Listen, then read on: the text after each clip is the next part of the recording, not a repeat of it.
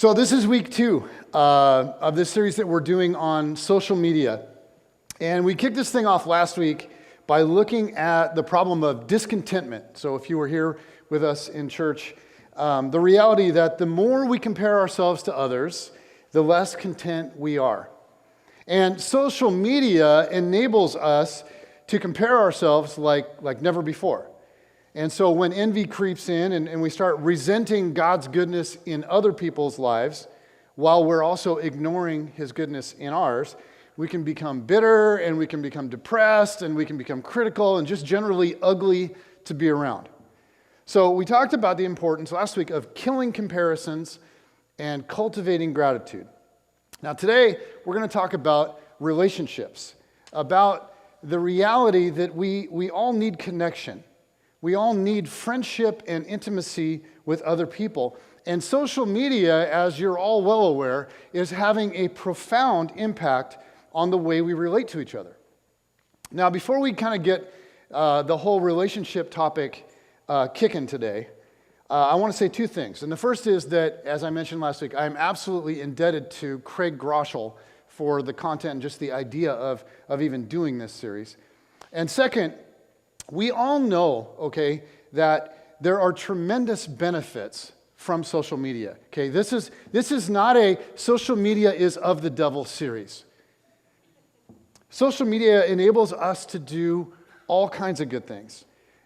Just in example of this, I mentioned last week being jealous of Mark Driscoll. That I watched one of his online sermons one time, like a famous one that he did, and I was just trying to take in the content of the message. But all that I could really pay attention to, all I could really see was the little number at the bottom of the screen. He had this ridiculous number of views, and I don't remember what it was. I think it was like around 260,000. And so I mentioned that, and some of you maybe didn't know, but my sermons are available online too. And I said that I thought, like, my record, as far as I could remember, was like, for any particular message, was like 60 views or something. Okay?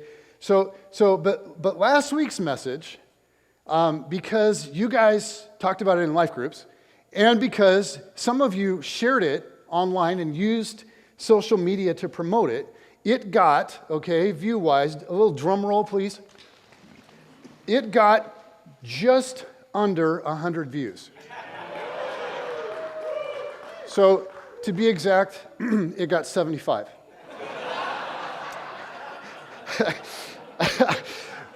Which is not really anywhere near 100. But I like the whole 3-digit thing, so.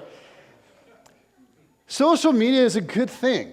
It enables us to do all kinds of cool stuff. But at the same time, we need to be aware of its limits and its dangers. And so, today, I want us to start thinking about some of the ways that social media is impacting the way that we relate to each other. And we're going to start with something that Jesus said about relationships. Really, the core idea, if we think about relationships in terms of being followers of Jesus, of what we're trying to do, okay? And my hope is that you'll sort of hear everything that we talk about today through the lens of the words of Jesus that we're about to look at in John chapter 13. And so let me give you the context for these verses. And then I want you to just kind of listen, as I said, to what we talk about today through the lens of these words. Now here's the context. Jesus had just finished washing the disciples' feet. Okay, and I cannot communicate strongly enough what a stunning, like, self-sacrificing, humble move that this was for, when you think about it, the Son of God to kneel down like a slave and wash their feet. And when he'd finished, he looked at them all and he said this. He said, "A new command I give you. Love one another. As I have loved you," Ken just demonstrated that, "as I have loved you, so you must love one another." And then he says, "By this, everyone will know that you are my disciples." Okay, if you love one another. Now, that's pretty simple, isn't it? Pretty simple. And you notice there what he didn't say. Okay, he didn't say, okay, they will know that you are my disciples if you have perfect theology. Now, theology is important. Okay, what we believe matters. It really matters. But he didn't say, that's how the world will know that you follow me. And he didn't say, they will know that you're my disciples because you're always at church. Now, as you know, I believe church is important. It's a really good thing. But he didn't say, that's how they'll know you follow me. Jesus said, here's how the world will know that you follow me. He says, if you love one another. It's really, really simple. And so I want us to kind of process through the message today and listen to it kind of through that lens. Okay, if social media has a profound impact on how we relate to one another, then as Christ followers, we really need to be asking in everything that we're doing, okay, technologically, how am I using social media to love others well?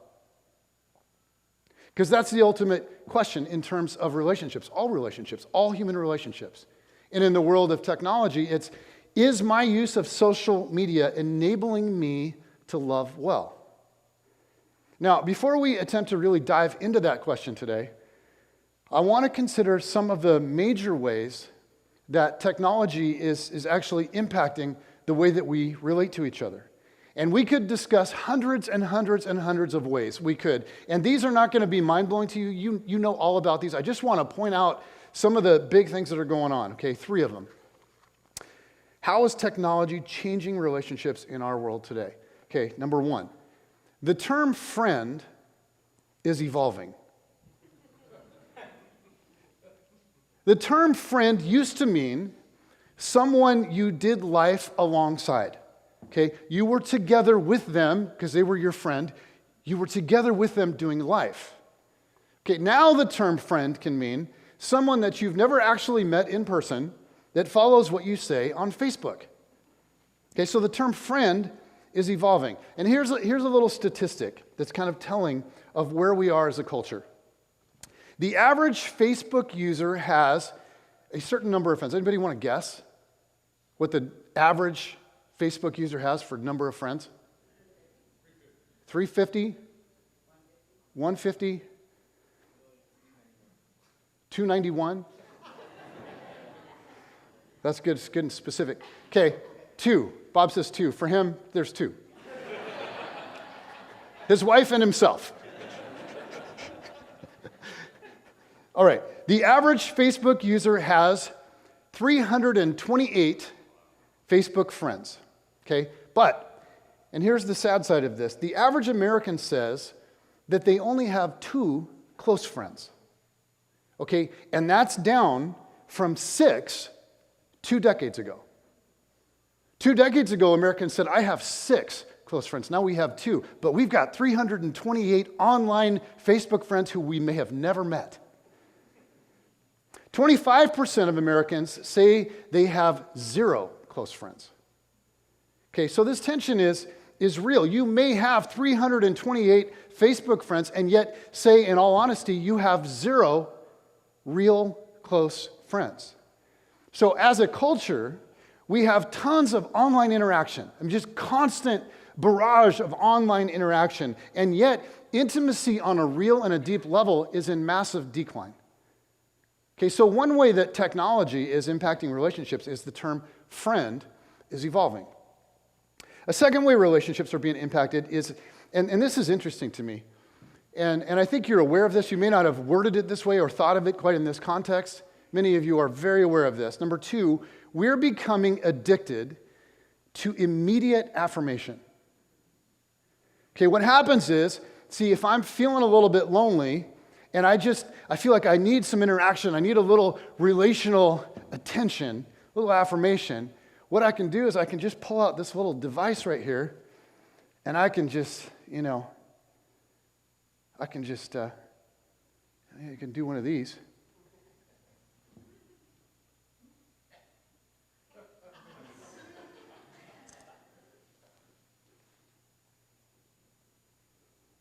Oh, no, that was not very good.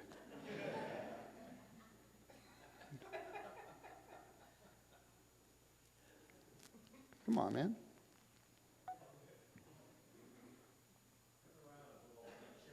Oh, okay. Here we go. I got to do a better one. Because,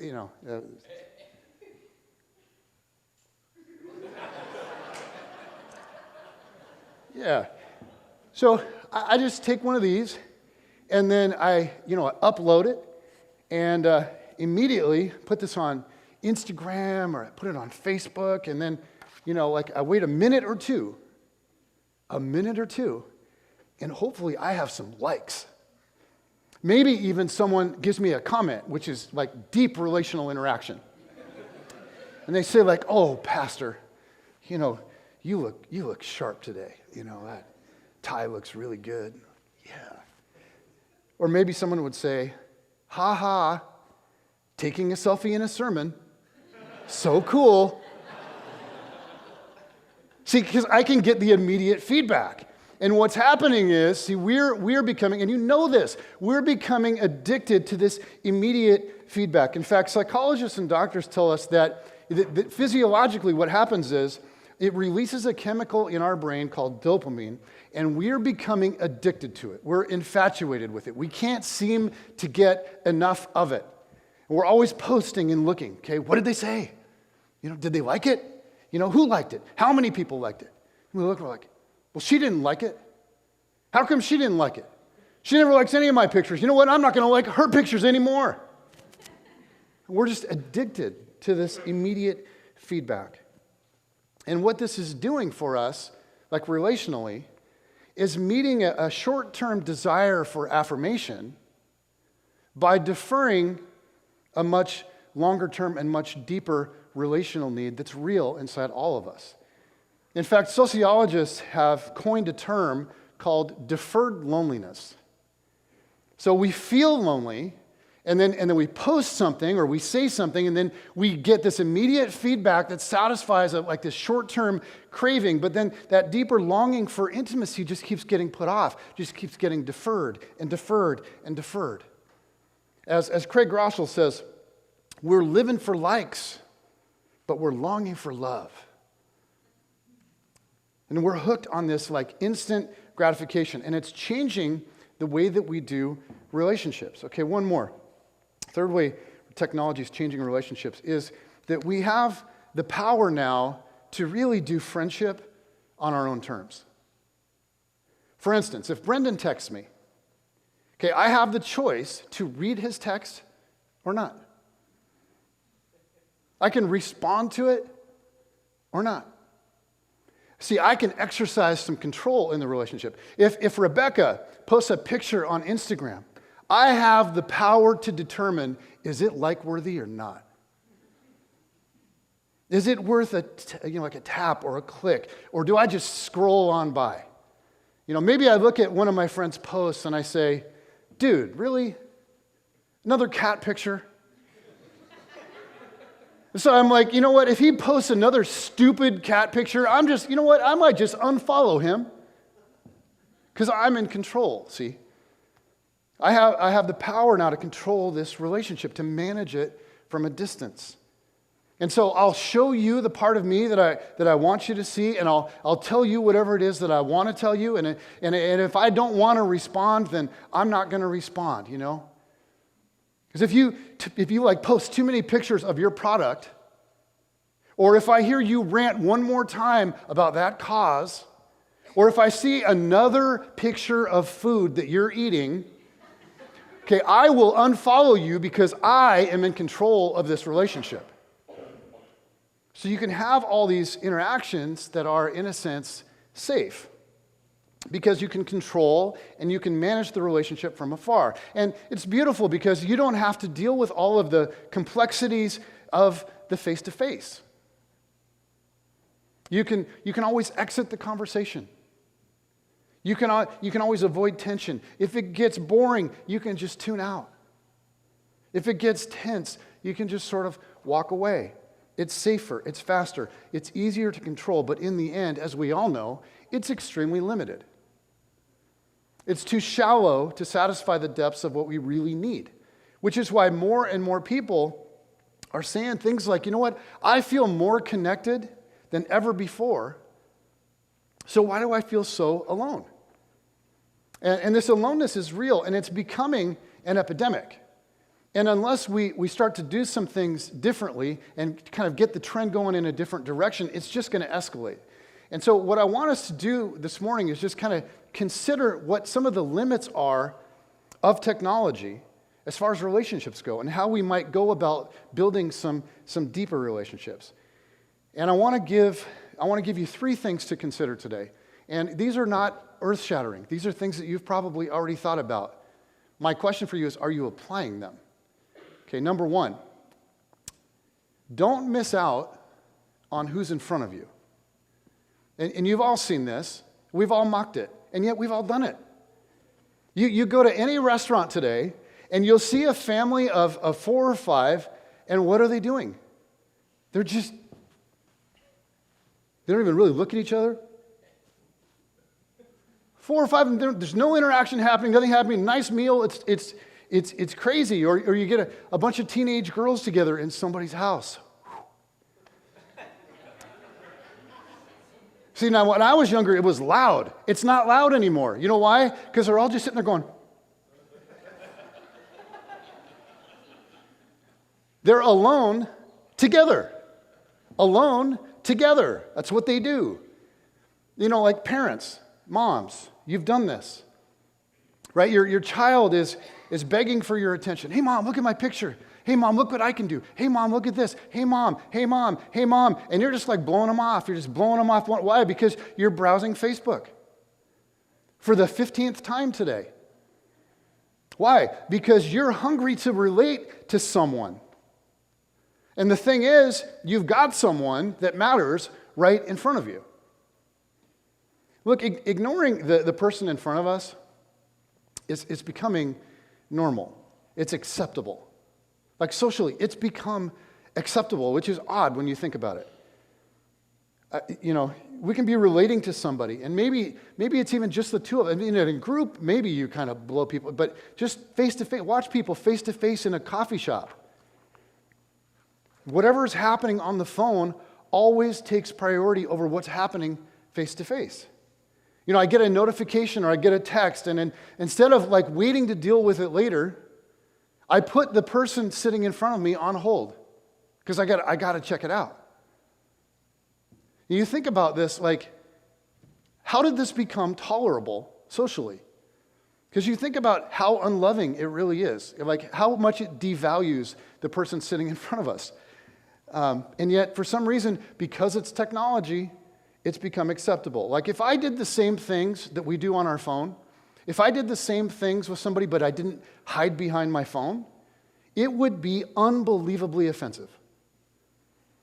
I mean, imagine a scenario with me. Imagine that I'm out to coffee with you, and we're talking, and all of a sudden, I just pull out a book, and I read a few pages.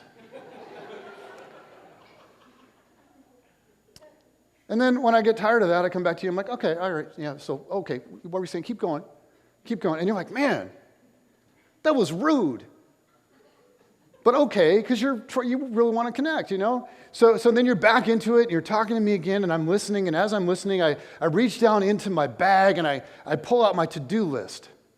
Just start writing stuff down, Got to stop and get milk. Got to call the dishwasher repair guy. Got to make sure Brooklyn finishes her homework. Got to email everybody about the schedule change. And then I put that down, and then I look back up again. I'm like, So anyway, keep going. And you keep going, and then about 10 minutes into it, you're going, and I'm like, and then I just walk off. And I walk up to someone else in the coffee shop.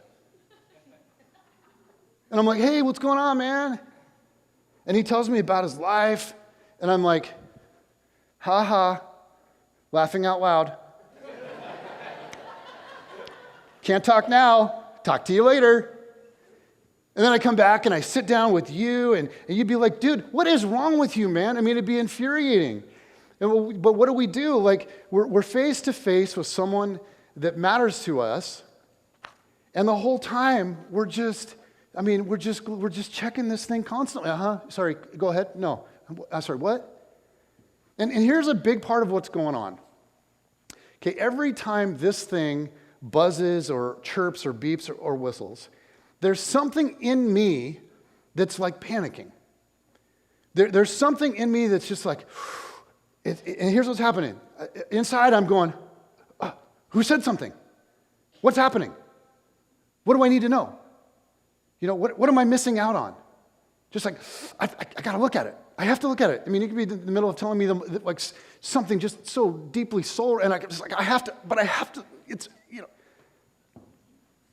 There's a new term that's being thrown around called FOMO, F-O-M-O.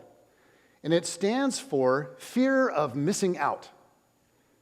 This constant feeling of, what am I going to miss? Okay, I better see what's going on, because if I don't, what am I going to miss? I might miss somebody's funny cat picture. I might miss somebody's food picture. I might miss something hilarious that everybody knows about. I might miss somebody commenting on my picture. Somebody saying, "Oh, girl, you look so gorge." Which, by the way, doesn't mean fat. Okay, it means gorgeous. Hashtag cool lingo. There's this fear that's just driving us, and it causes us to be just glued to this thing. Did they like it? Who liked it? How many people liked it? Okay, but listen, at the end of your life, it's not going to be about how many likes you got. It's only going to be about how much love you showed.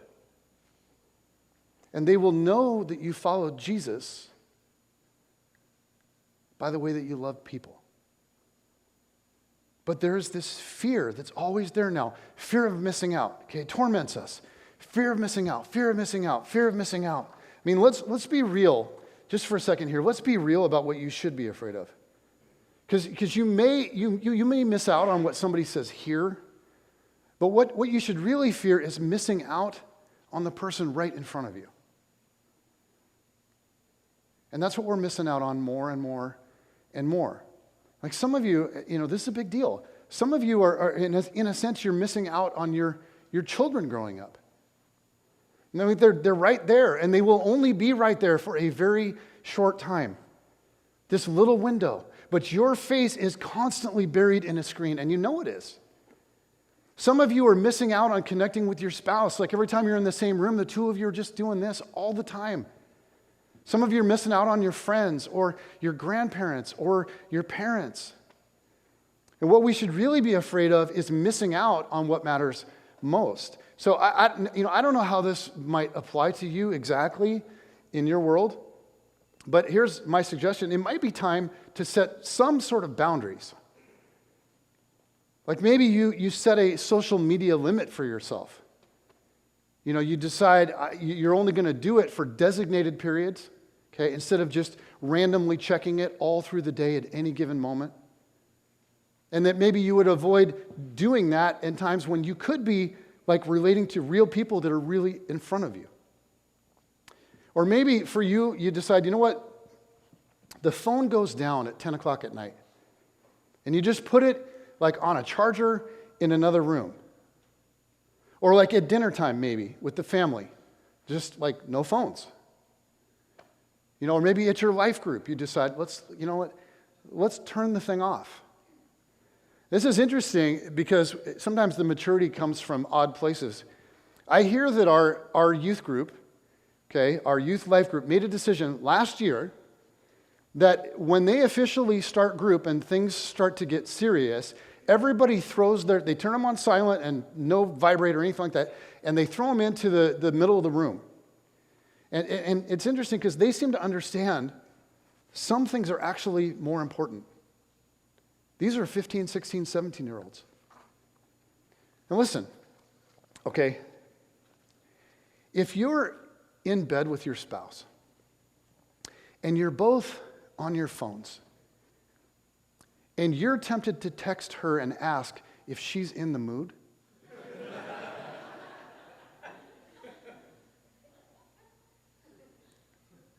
that's pretty sad, don't you think? You know what's more sad? When she texts back, #headache.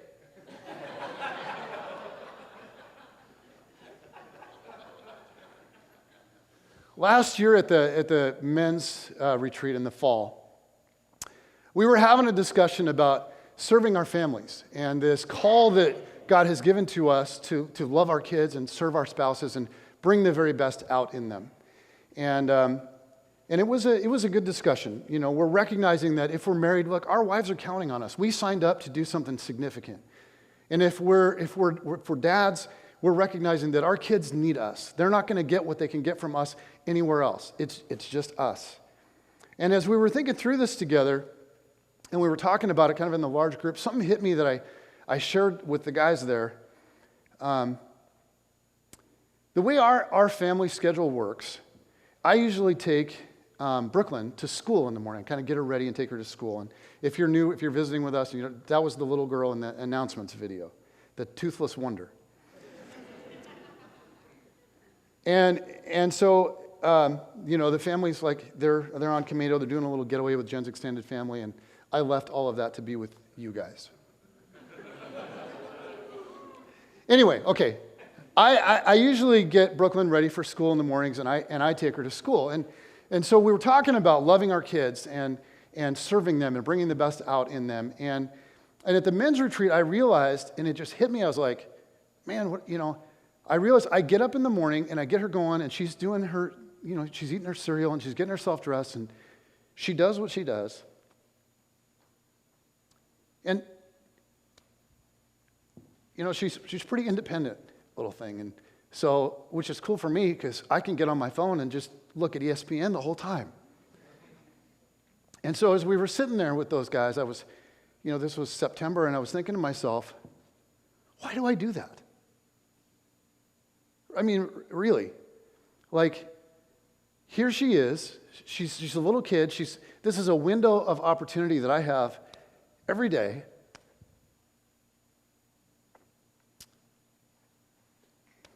And I'm just blowing it. So I said to those guys, okay, no more of that, and have really stopped doing that. And it's been an amazing thing to just spend that time with her, completely, undistracted, to just talk to her. And she doesn't always want to talk, but we're there, and we're doing the morning thing together. It's so much better of a way to go. And so when I bring this stuff up, just so you know, I'm wrestling with the same thing everybody else is. But my first thing for you to consider today is simply this. Okay, don't miss out on what's in front of you. Okay, second thought about loving well in light of technology and social media is avoid doing conflict electronically. One of the most important things that we actually do in loving people is showing the world that we're disciples of Jesus, is that we handle conflict in ways that reflect Christ in us. In Romans, Paul writes this. He says, if it is possible, as far as it depends on you, live at peace with everyone. If it is possible, as far as it depends on you, live at peace with everyone. In other words, we are constantly trying, okay, as followers of Christ, whenever we possibly can, we're trying to de-escalate conflict. Something starts to blow up and we de-escalate it. We get to the bottom of it. We snuff it out if we can. We're constantly doing everything that we can to bring peace everywhere we go, with every relationship. Now, that doesn't mean that we ignore, issues or we let injustices just continue unchecked. It doesn't mean that we never challenge people. But it does mean that we're always seeking to be gracious and patient and always trying to see things from other people's perspective, their point of view, always looking to arrive eventually at a place of unity and harmony. Paul says, if it's possible, as far as it depends on you, live at peace with everyone. Now, we all know that this isn't always possible. Sometimes people are they're going to be how they're going to be. But it's always the goal. And one of the deeply beautiful ways that you can tangibly see Jesus in somebody's life, and I'm talking about somebody that's like a mature follower, is that you watch the way that they handle conflict. Okay, when the heat gets turned up, what do they do? And I have seen it over and over and over in mature Christ followers. You go, that's it. That's Jesus in somebody. Because they have so much patience, so much grace in the face of conflict. They don't have a quick fuse. They listen and they ask a lot of questions before they share their frustration. They show concern and deep compassion even when they're being attacked by somebody else. Okay, a huge part of loving people is learning how to manage conflict, handle conflict well. And here's what I see in the realm of social media and electronic conflict. When people do it via email or text or posting, okay, like putting it on somebody's wall, it has the potential to go bad in a hurry. I think we've all seen this. Here's why. At least here's one reason why. When you're doing that, you can't see the other person's heart.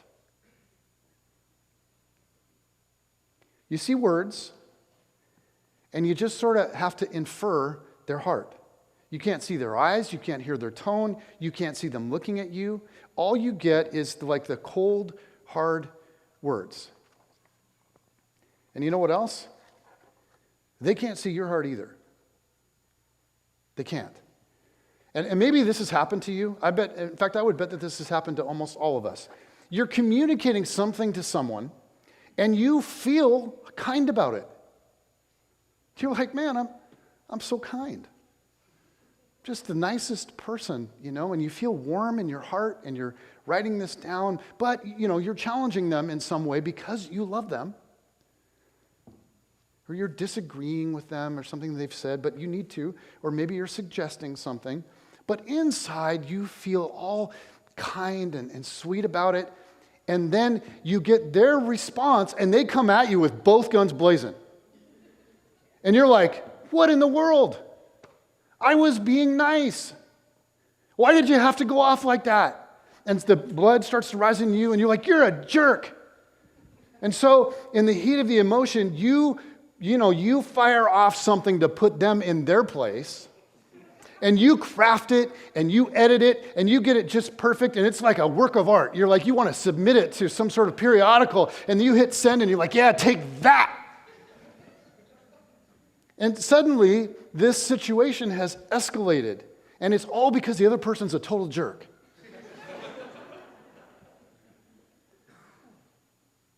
Here's something else that happens in electronic communication. You may have noticed this. People get stupid brave. I mean, just stupid brave. People say stuff electronically that they would never, ever, ever, ever say to someone face to face. It's like so much easier. And part of what happens is it's so much easier to sort of villainize the other person from a distance. Okay, when you're face to face with someone, when you see the hurt in their eyes, or you see tears, or you hear regret in their voice, or when their body posture is humble or broken, or you see, despite the words they're saying, that their posture towards you is warm, it makes it hard to vilify them. Kind of a dumb little example of this, really like stupid brave thing. When Brookview did our Purely Haiti Walk for Water in 2013, there was, some of you may remember this, there was a reporter that came to the event from MLTnews.com, okay, Mount Lake Terrace News.com. It's this raging website. And he wrote this very popular article for the online newspaper. And so, of course, having met him and been interviewed by him at the event, I couldn't wait to get online and read his article. So I got on and read the article, and I read the comments. Okay, and one of the comments was this, and I know it's in small print at the very bottom there, but you see Jessica, May 6th, 2013 at 3:14 a.m. in response to the article says, how about you walk for a real cause, like feeding our community?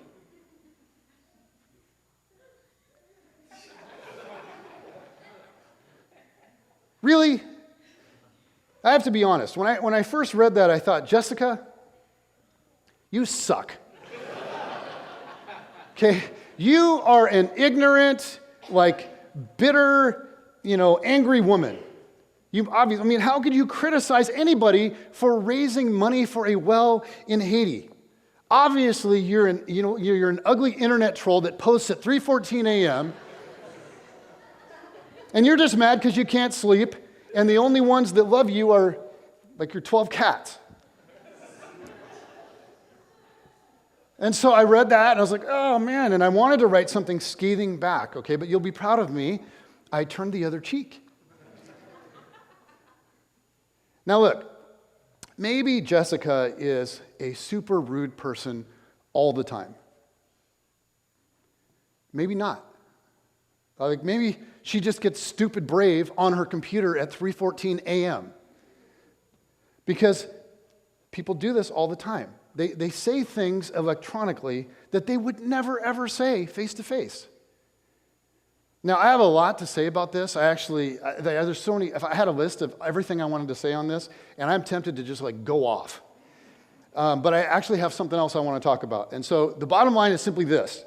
Electronic communication is a terrible way to resolve conflict. And so here's my advice. Whenever possible, avoid electronic conflict. Now, I know that this isn't always possible. Okay, I know it's not always possible in every case. But as much as you can, do conflict with people face to face. It's just a much better environment if the ultimate goal, okay, the end game here is, as far as it depends on you, live at peace with everyone. Okay, last thought for today.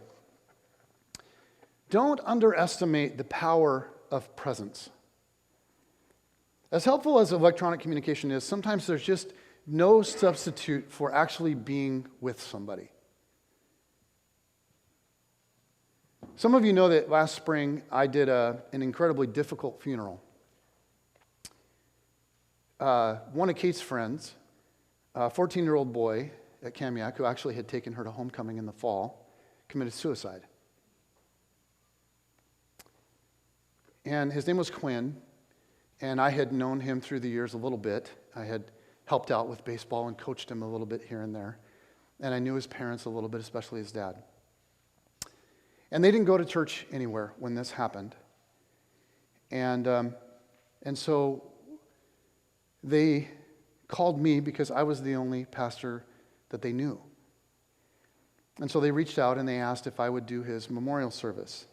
And I will tell you, it was one of the most difficult things that I've ever done.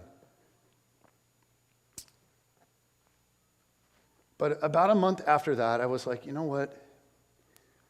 There's people that they're going to be flooded with people communicating with them all the time. And then I think what's going to happen is there's going to be a strange silence. And they're going to be kind of alone. So it just hit me, and I reached out to Quinn's dad. And the two of us ended up going to a Mariners game, like an afternoon Mariners game. And it was kind of awkward at first, because before the death of his son, his name is Gary and I never really hung out. We weren't like buddies. But I felt compelled to reach out and to do this. And he was, as soon as I texted him, he was really quick to get back to me and say yes. But it was kind of awkward. So I'm out with him, and I'm like, what do we talk about? Do we talk about the Mariners' inept lineup? Do I ask him how he's feeling? Do I tell him about my kids? Like, would that be like totally insensitive? And so I was pretty nervous about this whole thing, to tell you the truth. But I felt like I need to do this. It's the right thing to do. And I remembered something as I was going into this that I was taught years ago about loss, about helping people that are grieving some sort of significant loss. And a counselor friend of mine had said, okay, when you spend time with grieving people, here's what you do. You let them set the tone. Okay, so grief is a complex, multifaceted thing. And people that are going through grief, like severe grief, will experience a range of emotions. And that's all part of the grief process. And it's healthy and it's good. So often, the most helpful thing for them is to have someone that will simply be with them through all of those emotions. So if they're sad or they're crying, then here's what you do. You mourn with them. Instead of trying to tell a joke and snap them out of it, Instead of trying to cheer them up and, change their mood, you let them set the tone and you just go there with them. And if they're sad, okay, then you go there with them. You be sad with them. Or if they seem, really cheerful, like kind of unusually or especially, and then feel free. He said, feel free to joke and be lighthearted. It might be best in that sort of a situation to not try to have a serious conversation in that moment. This is not the time when they're joking and happy and kind of goofing around to go, well, so how are you feeling really? Just read their cues and let them lead the way and realize that their emotion and the way they're feeling, the way this whole thing is going may change on a dime, and then if they change, you go there with them. And so if they go from joking to crying, then you cry with them. If they go from crying to joking, you joke with them. But just be with them. Just walk with them through their range of emotions. Okay, so I met Gary at his house, and he was going to drive us down, and he was pretty somber. I was like, oh man. He walked out of that house, it was like he was barely moving. And we got in the car, and we headed down to the game, and he was really, really quiet. But as the day went on, what happened is he kind of, as you would expect, I guess, he kind of went like all over the place. We got to the park, and he wanted to buy me something. I think he felt thankful that I had reached out and thankful that I had done his son's service. And so he said, let me buy you something. Let's get something to eat, And so I said, okay, sure. And so he bought us some Thai food, and then he bought us both a beer. And so, we sat and we ate, and we talked about the game a little bit. We're sitting there at the game, we're talking about that a little bit. And then every once in a while, he would just sort of talk about Quinn, talk about his son.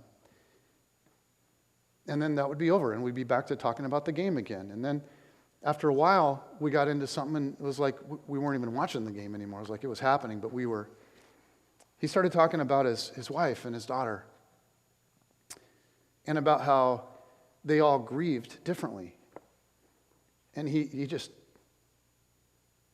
talked about how hard it was.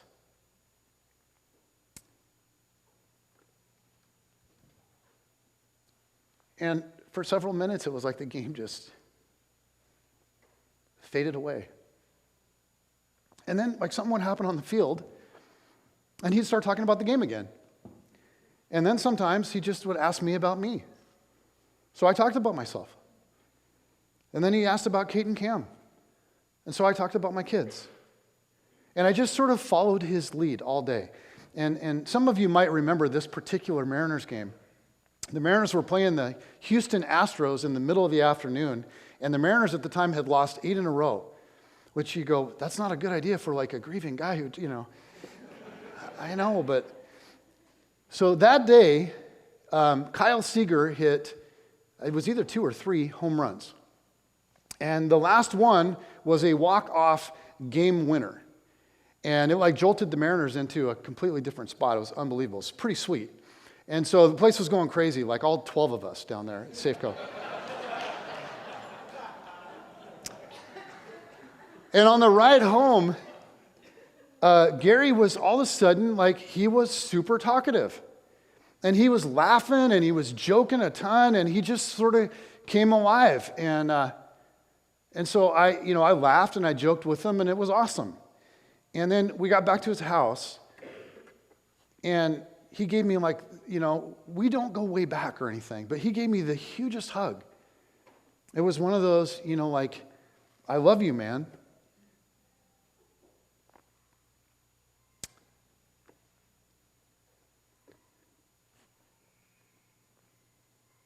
Just one of those, like, I needed this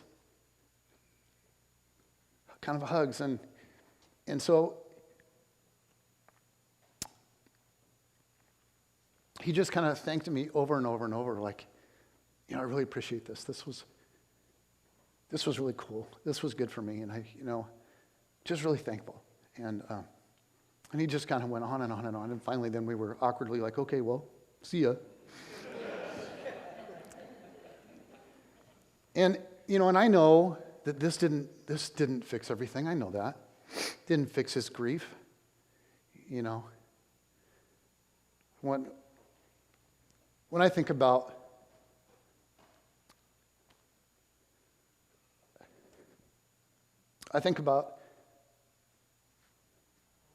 his loss, and I just go,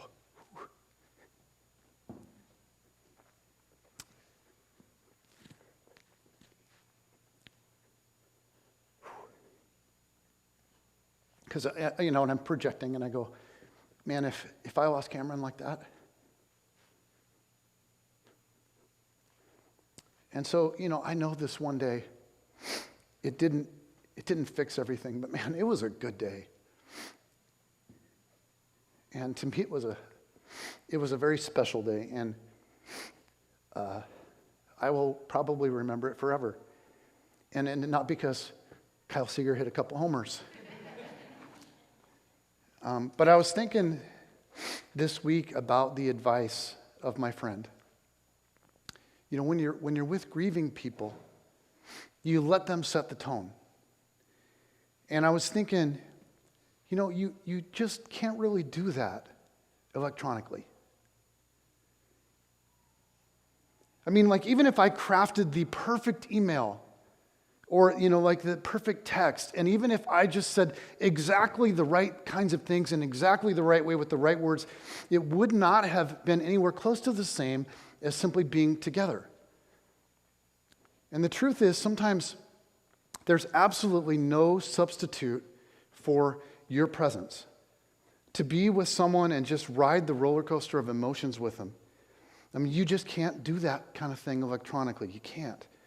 And so I wonder, is there somebody in your world, like someone that matters, someone that needs you to free up some time? They need you to reach out and plan an outing and just simply be with them. And it might not be because they're grieving or anything like that. They just need you to be with them. And it could be your mom, could be your dad, could be a brother or sister. Could be somebody from work, somebody from school. Could, maybe you need a little one-on-one time with just one of your kids. But there's this power in the face-to-face. And Paul says this in Romans 12:15, and this is in response to, this is what Jesus has done for us, so how then shall we live? And he says this, he says, rejoice with those who rejoice and mourn with those who mourn. And the reality is, and we know this, there's power in the face-to-face. And I think God knows this. I think it's why when we needed comfort and love, God didn't just send us a letter from the heavens. He came to us. This is the most incredible thing. We call it the incarnation. God made flesh. And he demonstrated his love for us by being with us. Because I think he knew there's really no substitute for being face to face.